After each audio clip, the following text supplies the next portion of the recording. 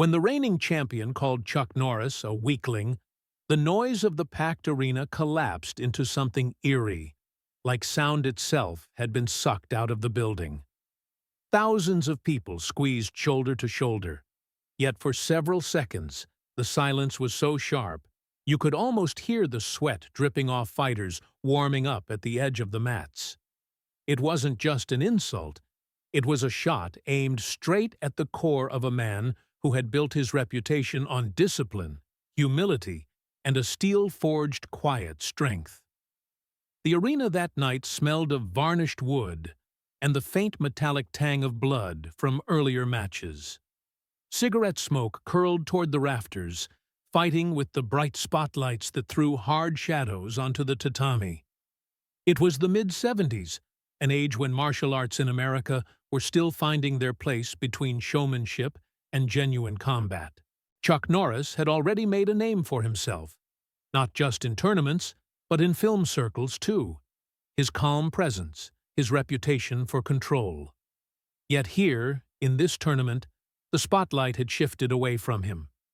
The crowd had come buzzing about a different name. The champion was young, broad-shouldered, and walked as if the ground should part for him. His uniform was immaculate, but worn loose, like he wanted the fabric to announce how effortlessly it hung on his body. He grinned at the crowd before even stepping onto the mat, pointing into the bleachers, exchanging winks with girls in the front rows. Every move was calculated to draw reaction, and the crowd gave it to him. Cheers, whistles, the kind of roar that feeds arrogance. When he finally turned his attention to the microphone before the match, the grin sharpened into a sneer. "Norris?" "Weak," he said, dragging out the word as if it left a bitter taste. His style's old, soft, a relic. "The real strength? You're looking at it." The words landed like a slap across the entire arena. A ripple moved through the stands. Some burst out laughing, others hissed and shifted uncomfortably. A group of young men, college students with shaggy hair and beer still warm in their hands, leapt to their feet, pumping fists and shouting their approval. But scattered through the audience, older veterans of the sport, men who had bled on similar mats, stiffened in their seats. They weren't Chuck's fans by default, but disrespect left a sour taste. And then came the pause. The kind of silence that doesn't invite applause, but demands it. You could feel every set of eyes pivoting, looking for Chuck, waiting for the reaction. Would he respond with words, a glare, a smirk, or would he simply let it pass? Up in the stands, people leaned forward. A woman clutched her purse tighter against her lap. A boy, no older than 10, perched on the shoulders of his father, whispered something no one else could hear, but that made the man's jaw clench. Even the judges, usually detached, shifted uncomfortably. One of them tapped the eraser end of his pencil against his score sheet. Faster and faster, as though the small sound could keep the moment moving. But it didn't move. It stretched, coiling tighter and tighter. The champion's grin widened as if the silence itself proved his point, as if Chuck's absence of reply was already victory. He lifted his hands theatrically, drawing more cheers from the half-drunk section of the crowd, mocking bows and winks toward the judges' table. His confidence was intoxicating, and he knew it. The problem was, arrogance doesn't just play to fans, it provokes fate. The hush carried weight, because everyone knew this wasn't simply another match. Something personal had cracked open. Even if no words came from Chuck's mouth, the insult had hung in the air too long, too sharp, to dissolve. It was no longer about trophies, or medals, or bragging rights. It was about whether quiet strength could survive ridicule. Someone coughed in the back rows, the sound echoing oddly in the cavernous hall. A chair creaked as a spectator shifted. These tiny noises became magnified, like thunder in the hush. The audience wasn't breathing normally anymore. They were waiting, holding, eyes darting back and forth between the strutting champion and the corner where they knew Chuck would appear. For those who had followed his career, the memory of earlier matches burned fresh.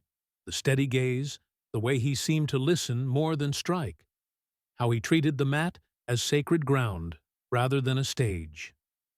They remembered his calm after victories, no matter how spectacular, and the way he bowed to opponents with genuine respect.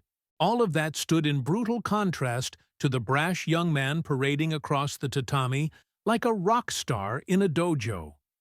The champion lifted his chin, drew an exaggerated sigh into the microphone, and leaned closer. He won't even answer, will he? That's because deep down, he knows. Weak. The word cracked again, sharper, and that was the point when the air itself seemed to tighten. The silence, no longer passive, became a third presence in the hall, unforgiving, waiting, pressing against every ribcage. People didn't shift now. They froze, as though any movement would break the balance. And just as it felt unbearable, as if the insult might hang forever unanswered, a faint stir ran through the corridor at the side of the mats. Heads turned in unison. Someone was coming. The champion smirked, oblivious to how close he had already pushed the moment towards something irreversible. The silence broke not with words, but with footsteps. Just wondering, where are you watching from? Write it down, bellow. He entered without ceremony, just a steady walk from the corridor, sandals placed neatly by the wall. His GI was worn, sleeves a little short from years of washing, and the black belt had frayed gray at the edges. No entourage, no gestures. Only a man who moved like the decision had already been made. The contrast was stark. The champion bounced on his heels, grinning, feeding on the crowd's noise. He pantomimed soft punches, falling in mock defeat, earning laughter and shouts. Beer cups shook in raised fists. Chuck gave him nothing. No glance, no flicker. That silence began to weigh heavier than any retort. "See? Pillows," the champion said, slapping his own arms and stumbling for effect. More laughter. A judge lifted his red flag, warning him to cut it out. He ignored it, bowing to the stands like a showman. Chuck bowed only to the judges, then turned, eyes level. No heat, no reaction. That refusal became sharper than words. The champion stepped close, voice low enough to sting without microphones. "You're from the past. They sell you in magazines. I'm the new hit." Chuck dropped his chin a fraction, acknowledging nothing. The stillness spread. The crowd split. College kids chanting for the champion, older men folding arms, their faces tightening. A boy on his father's shoulders stared not at Chuck's face, but his knuckles, marked by years of contact. The center judge stepped in. "We're proceeding," he said firmly. Both fighters moved to their marks. The champion shook his arms like a sprinter, flashing grins to his section.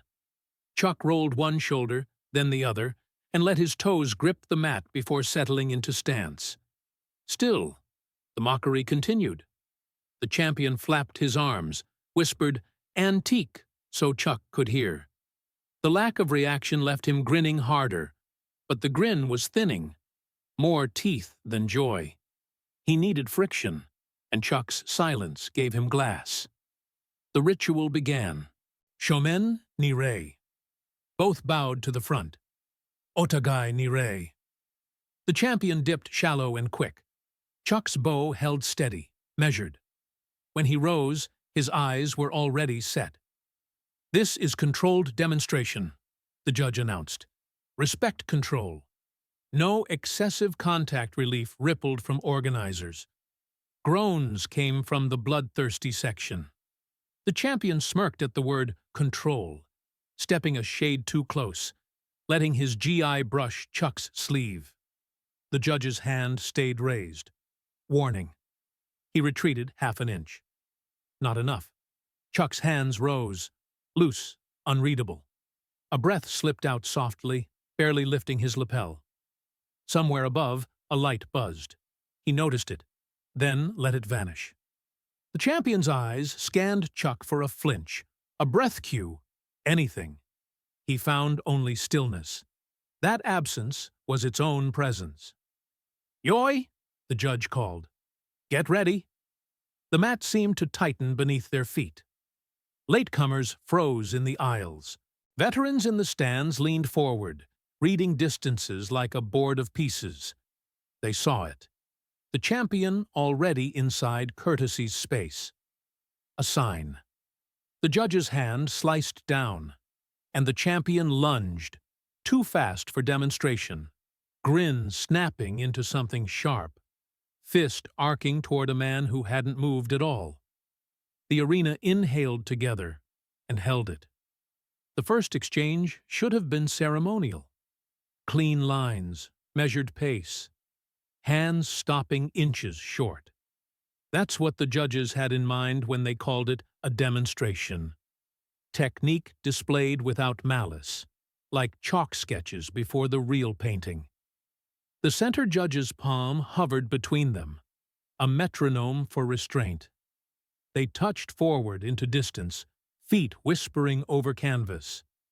The champion threw a brisk front-hand jab meant to test range. It arrived a hair too hard, the pop of contact louder than the room expected. Chuck slipped his head by a thumb's width and let it pass. No glare, no complaint, just a minute adjustment of stance, like tightening a lid. The champion's mouth creased. He snapped a low kick across the thigh that was supposed to kiss, not bite. It bit. Chuck's leg caught the shock and gave almost nothing back. He rotated on the ball of his foot, a calm turn that bled the force. The judge's eyes narrowed. The red flag twitched, but stayed down. From the stands came split weather, a wave of approval from the loud corner, while older men muttered under breath, counting infractions like rosary beads. The air tasted of dust and adrenaline. Someone in the back spilled a drink, and the sweet yeast smell drifted over the aisle. They circled. The champion feinted high, slapped Chuck's sleeve, then drove a straight punch down the center line with a shoulder behind it. Too much shoulder. Chuck's guard folded like curtains opening to admit a guest. His chest barely moved. The sound of knuckles on cloth drew a few oohs. It should have ended with a bow, a reset. Instead, the champion followed with a short hook that clipped the edge of Chuck's ear. The head judge's flag went up. "Control," he barked. The words snapped across the mat like a paddle. The champion nodded, eyes bright, mouth apologetic, while the rest of his face wasn't. Chuck lifted a hand in a small gesture that said, "Continue." No bitterness. The calm didn't crack. They reset. The champion's energy thickened, the showman now nursing a private itch. He stepped in with a combination meant to crowd, to smear the boundaries between demonstration and duel. 2 light taps, then a third that wasn't light, knuckles landing center line with enough bite to make heads turn. Chuck's torso took the shot, absorbed, dispersed. He didn't retreat. He didn't advance. He took the power out of the room by refusing to feed it. Laughter rolled from the young section. Someone shouted, "Finish him!" Another voice answered, "Respect the rules." The arena wasn't one audience anymore. It was 2 arguing through the bodies on the mat. The champion changed tactics. He started to talk. Small words with sharp edges, chosen to slip under skin. "Hit me," he breathed, "if you can." His hands flickered like knives in neon. Chuck's eyes didn't blink. He watched the hips, not the mouth. A micro-tilt there, a tell here. The next rush came harder. Illegal for a demo, legal enough for a fight. A staccato flurry sought the head, the ribs, the floating ribs again. Chuck parried one, stepped offline for the second, and let the third slide by with a thread width of space to spare. The champion stumbled a half-step past him and corrected with a grin too wide. The judge shouted again, "Control!" The word echoed higher this time, catching rafters. A clean exchange should have followed. Instead, the champion launched a spinning back fist that skimmed dangerously close to Chuck's cheek. Gasps popped like popcorn across the lower rows. Chuck's hair moved with the air the strike carried. He didn't flinch. He pivoted with it, so that the force met nothing but the ghost of where he had been. Then, the moment everyone's memory would keep returned the room to one point. The champion pressed, smelling approval, expecting recoil. He stepped deep, overcommitting, shoulder ahead of fist, pride ahead of rules. Chuck's weight dissolved backward. Not a retreat, more like a door opening at the exact second someone expects it to resist. The champion's punch shot into that opening, straight and unguarded. Chuck's right hand rose. It met the champion's wrist, turned the bone a few degrees, guided the fist off its path like gently redirecting a child sprinting toward traffic. In the same breath, Chuck's left hand lifted, stopped in the narrow space in front of the champion's face, 2 inches from the bridge of the nose, perfectly still. No touch. No sting. Just the unequivocal geometry of could have. For a heartbeat, nothing moved. The crowd saw it all at once, the open target, the halted hand, the choice. Sound fell out of the room and then crashed back in, split down the center. One side booed, calling it a fake, a dodge, a trick. The other exploded to its feet, roaring at the control, the authority it takes to stop and not take what pride begs for. The champion's grin shut off like a light. He froze with his arm extended, Chuck's palm hovering at his face like a mirror showing him exactly how far he'd leaned into his own overconfidence. Time stretched and then snapped. Chuck dropped his hands and stepped back half a foot, giving space he'd just earned. He bowed a fraction, nothing theatrical, an acknowledgement that the exchange had concluded without blood. For the older men, it was mastery. For the younger, it looked like refusal, like a scene cut too early. The divide in the arena became a canyon. The head judge lifted both flags, signaling reset, his jaw tight because he understood what had just happened and how it would be received. The champion pulled his arm back slowly, as if tugging it from glue. Color crept up his neck. The laughter that had fed him a minute ago now had edges. He looked sideways to his section for confirmation and received noise he couldn't parse, half cheer, half something else. He licked his lips, a small nervous tell at odds with the swagger. He nodded at Chuck, but it wasn't respect. It was a promise he hadn't planned on making. He shook out his hands and squared his shoulders, as if he could rattle the humiliation loose. Chuck's breathing stayed even. He reset his feet. The apology for the ear clip was still unclaimed in the air between them. He didn't ask for it. He didn't need it. "Control," the judge repeated, warning wrapped in a word. The champion smiled, but only with his teeth. The next step he took onto the mat left a darker print, sweat or something heavier. He rolled his neck, once left, once right, then leaned forward just enough for Chuck to hear. "Do that again." He didn't mean the restraint. And with the crowd still arguing over what they had seen, his knee began to come up, too fast, too high, on a line that no rule book in the building would forgive. The judge's whistle shrieked when the knee came up, but the champion only grinned, dropping his leg with a theatrical shrug. Palms out, innocent. Momentum, his smile implied. A ripple of unease moved through the stands. The mat carried the smell of sweat-soaked canvas, the air thick with heat under the lights. Chuck didn't shift. His stance was unchanged, breathing steady, as though nothing had happened. The next exchange should have calmed things down. Instead, the champion leaned in with a shoulder that dug too deep, driving Chuck half a step back. Another whistle. He nodded, contrite. Then, before the nod was finished, lashed a low kick heavy enough to bruise. Chuck absorbed it, rotating his hip just enough to blunt the damage. The crowd groaned. They could tell the difference now. Bit by bit, the champion stripped the match of ceremony. He pushed forearms into the collarbone, stomped on a toe in the clinch, tried a sweep with too much speed. Each time the judges barked, "Control!" Each time he tossed out a quick smile or a mock apology, pretending it was all an accident. But he wasn't trying to win by rules anymore. He wanted to leave Chuck bent or broken in front of everyone. Chuck's answer was maddening. He gave nothing back.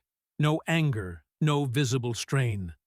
When shoved, he straightened his spine a fraction, and the pressure disappeared.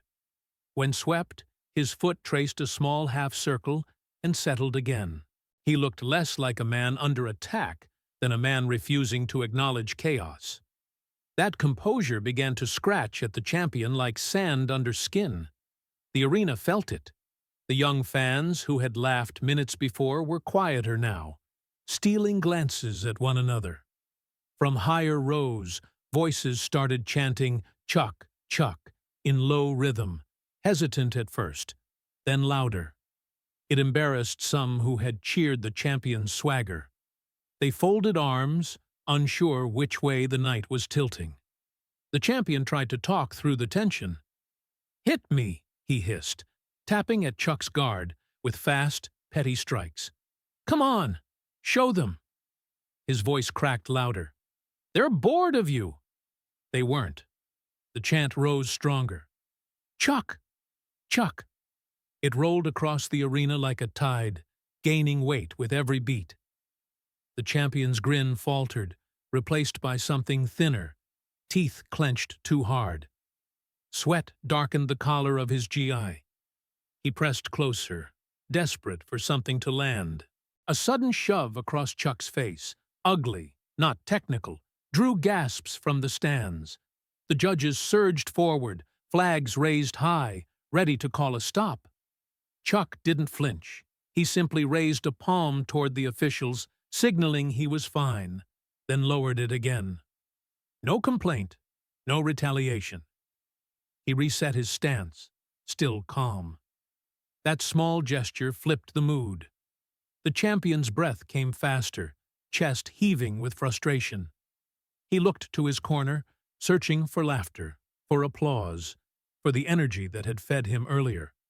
Instead, he heard the chant louder than ever.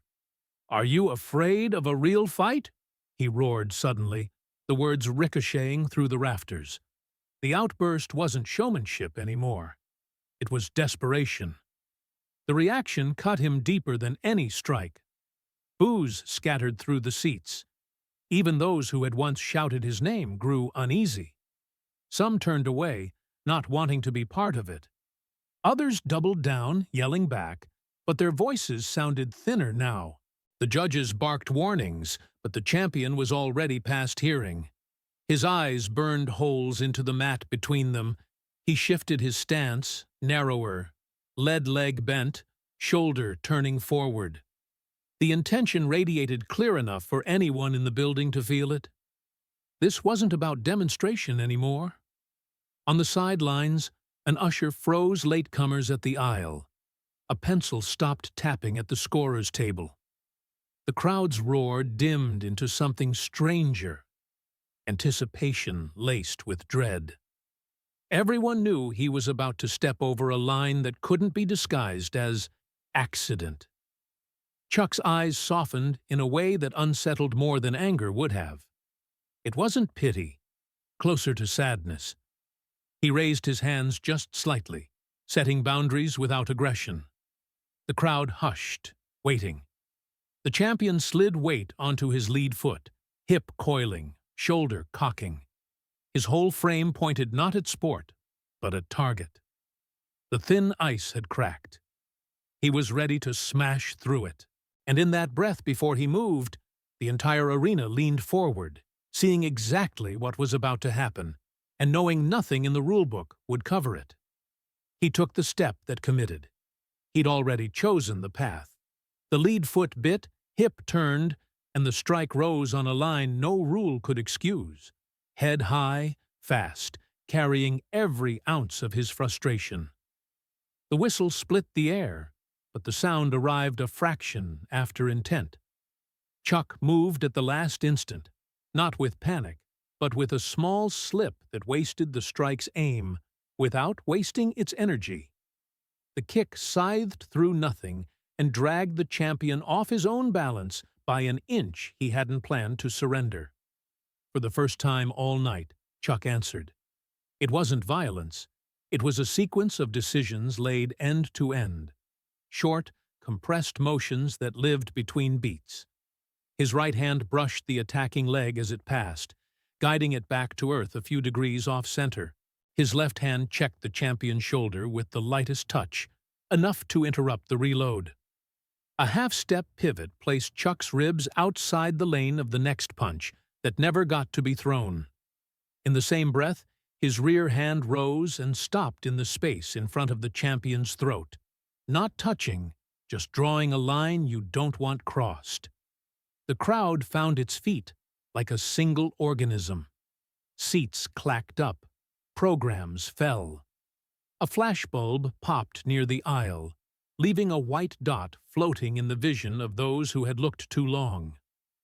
Chuck withdrew the poised hand and let the moment collapse before it broke the man in front of him. He didn't take the opening. He demonstrated it. The champion came on anyway, rattled now. His jab flickered. Chuck's forearm turned it aside with a roll that felt like water. A cross followed. Chuck wasn't there. He slid and answered with a knuckle that halted exactly at the point where sternum becomes ache. A toe tapped the outside of the lead calf and withdrew before it could be called a sweep. A fingertip found the hinge of the elbow and redirected a grab into the empty air beside Chuck's hip. Every gesture suggested consequence, and then declined to collect. Gasps sharpened into a roar. Some of the young fans cheered, hungry for spectacle.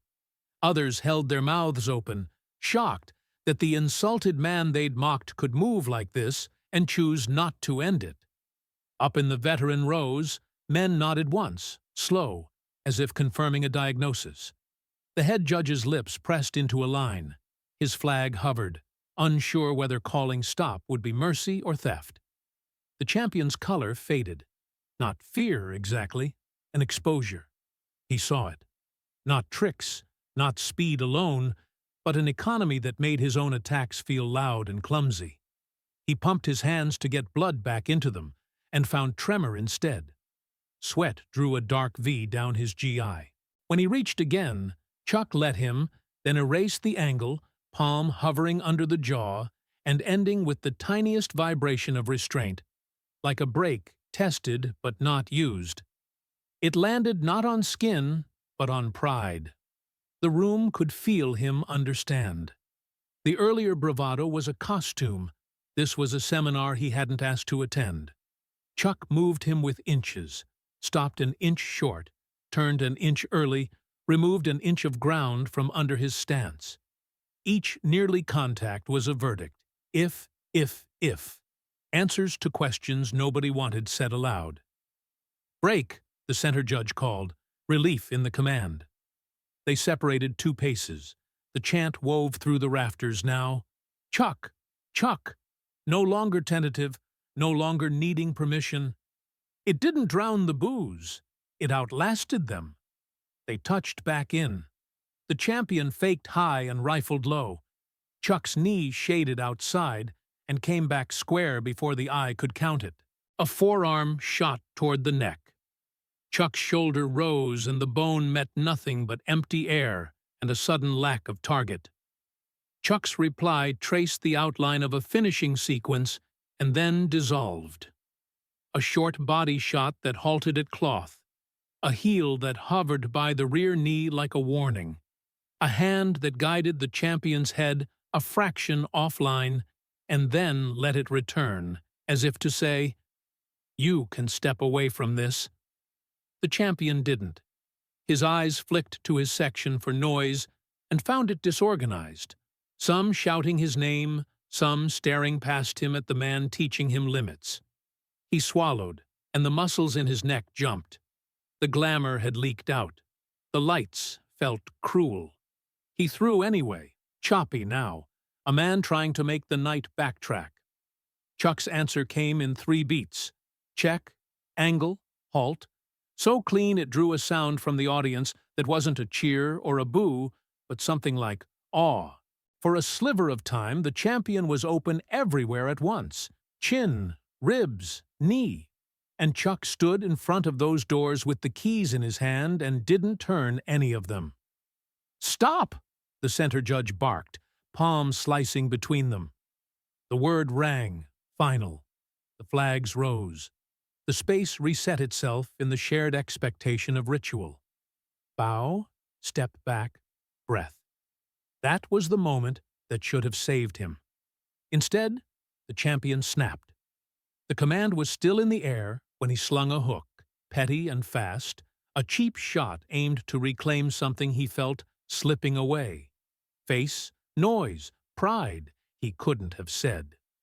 It left his shoulder with the same ugliness as the push to the face earlier, but stripped of its humor.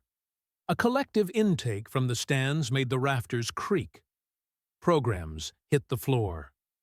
Someone shouted, "Hey!" and it ricocheted. Chuck's hands were down, already beginning the bow that marks respect and end. The punch came through the gap between rule and impulse like a thrown bottle at last call. The arena erupted. The hook came wild, thrown straight through the judge's stop.